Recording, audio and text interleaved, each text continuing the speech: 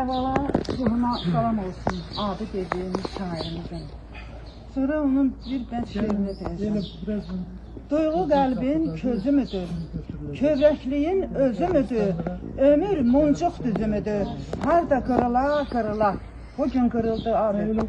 Senin ruhun şad olsun, mekanın cennet olsun, sevenlerine başsağlığı dilerim. Allahümme salli ala Muhammedin ve ali Muhammed.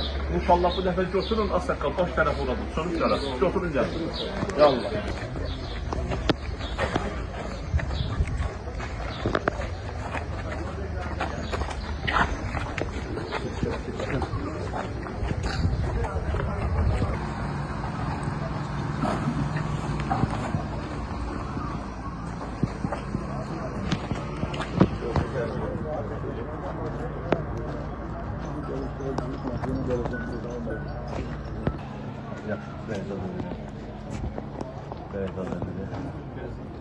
Buradan geleceği yere mi? Evet.